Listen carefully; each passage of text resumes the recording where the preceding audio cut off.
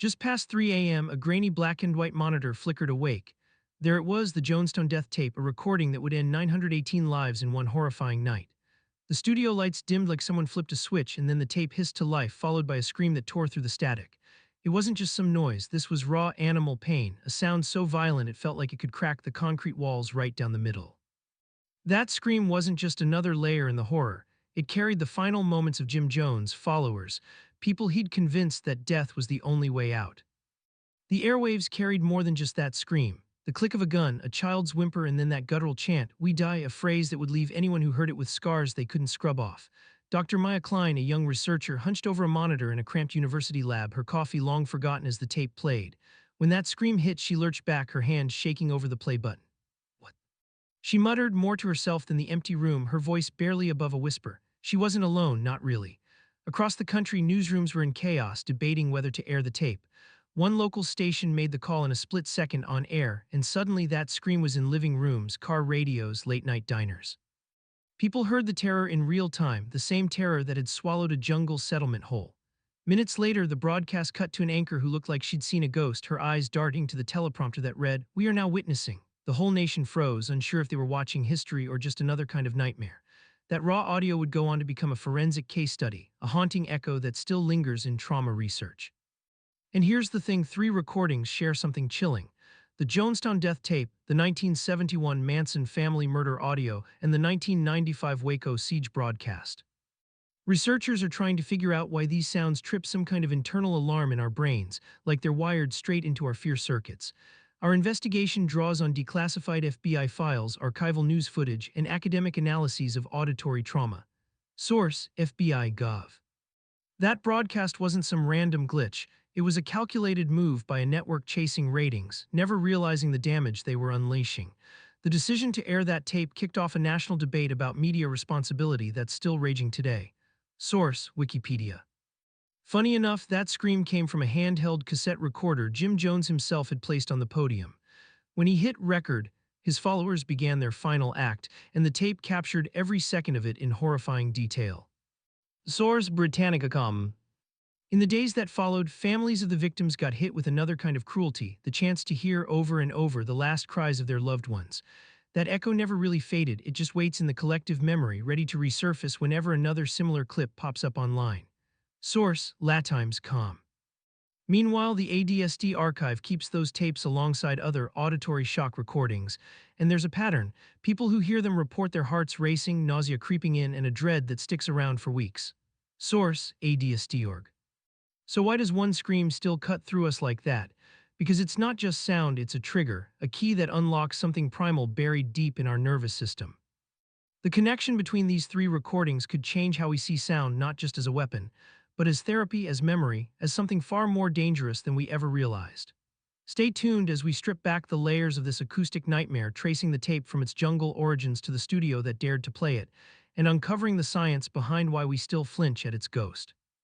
The Jonestown disaster back in '78, the People's Temple mass suicide in Guyana, ended up preserved on one single, scratchy cassette some journalists managed to grab before the wreckage got picked clean.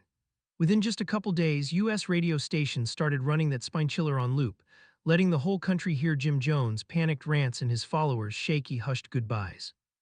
The tape hit the airwaves and bam, instant gut punch reaction. Phones lit up with callers, folks couldn't sleep for nights, and drinking the Kool-Aid jumped straight into everyday talk practically overnight. Source: Wikipedia. Fast forward a quarter century and another nightmare was caught on film up in the Alaskan backcountry. Timothy Treadwell, the guy who called himself the Bear Man, was shooting his usual footage when a massive brown bear flipped on him. The last few seconds of that video. A guttural roar, then a split-second chant that cracks halfway through. "I'm okay, I'm okay, I'm okay." When investigators dug up the audio later, experts tagged it as the most unsettling final wildlife encounter recording ever heard. Source: ads.org. That raw, unfiltered terror echoes the Jonestown tape's power to freeze a split second of violence right in your head. Then came 2009 in a Connecticut suburb, an emergency line lit up with a different brand of horror. A 911 operator picked up a neighbor screaming that some chimp named Travis had busted into a house and torn into a woman. The call opens with a shriek so high it hurts. "She's got to a chimp, she's bleeding." When the cops released that recording, it went viral, kicked off arguments about exotic pet laws, and left a mark on anyone unlucky enough to hear its source. Latimes.com.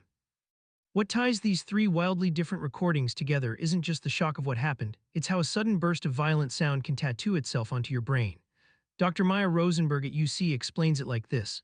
When your ears get slammed with a loud, unpredictable noise, the amygdala flips on its emergency switch, dumping cortisol and norepinephrine like it's going out of style. If the brain can't place the threat, the memory locks itself in deep, she says, adding that those memories can pop back years later as flashbacks or nightmares. Source, FBI Gov. Dr. Luis Martinez over at NIMH chips in with another angle.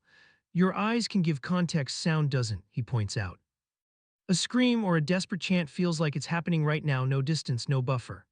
That's why the Jonestown tape still pops up in documentaries, why wildlife crews can't shake Treadwell's last words, and why emergency dispatchers still use the Travis 911 call in training.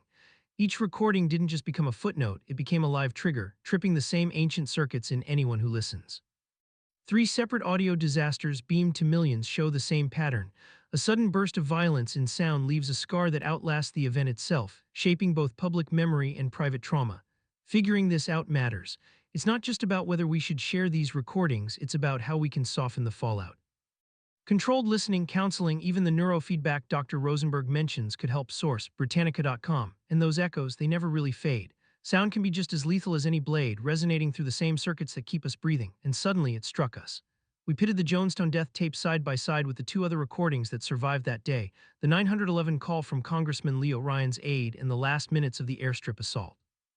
Three distinct microphones, three separate devices, and not a single moment of overlap. Yet as soon as we magnified the waveform, there it appeared. A crisp, high-pitched blip, just a tenth of a second, nestled within the noise of each track. Beat visual. Identical shape.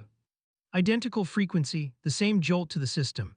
Neuroscientists label it the startle reflex, the brain's primitive alarm that rings before you even register what's happening. Source, FBI Gov. But here's the kicker: nobody has ever examined it. Not in Jonestown, not in mass trauma reporting, not in audio forensics. We combed every official report, every scholarly article, every documentary transcript. Zero mentions, beat text pop. Why? Because we handle these recordings as evidence, not as triggers. We dissect them for clues, not for impact. The death tape isn't merely a historical artifact, it's a psychological grenade. In media outlets, they dump the footage and then jump to the next headline. No follow-up, no warning, no care. Source, Los Angeles Times. This isn't merely about sloppy journalism, it's about a blind spot in the way we process disaster. We analyze the footage, we scrutinize the voices, yet we never ask ourselves, what does this do to the listeners? Beat tonal. In that silence, that's the true echo of Jonestown. When the chilling Jonestown broadcast rolls over the speakers, survivors don't merely hear a piece of history, they're thrust back into the horror.